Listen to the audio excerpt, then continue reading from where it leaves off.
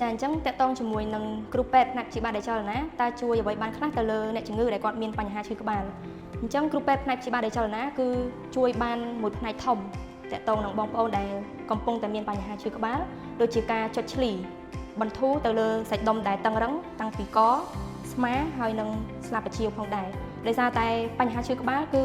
មិនមែនមកពីសាច់ដុំតែមួយទេគឺវាជាសាច់ដុំដែលតាំងពីកគឺវាតកតងគ្នាតាំងពីករហូតដល់ស្មាជាពិសេសគឺមកកណាត់លើឡើងលើនេះផងដែរអញ្ចឹងគ្រូពេទ្យផ្នែកព្យាបាលចលនាគឺមានបច្ចេកទេសជាច្រើនដើម្បីជួយអ្នកជំងឺទៅលើការបន្ធូរសាច់ដុំហើយមួយផ្នែកទូចមួយទៀតគឺយើងអាចអេតជាមួយនឹងម៉ាស៊ីនដើម្បីជួយបន្ធូរទៅលើសាច់ដុំដែលតឹងរឹងនៅជ្រៅដែលយើងមិនអាចចុចដល់ផងដែរអញ្ចឹងបងប្អូនដែលមានបញ្ហាឈឺក្បាលដែលគិតថាមិនអាចដោះស្រាយដោយខ្លួនឯងបានបងប្អូនអាចមកពិនិត្យនិងពិគ្រោះជាមួយនឹងគ្រូពេទ្យជំនាញដែលនៅក្នុង Elite Fitness សាខាបឹងត្របែកដែលនៅជាន់ទី1តែម្ដងសូមអរគុណ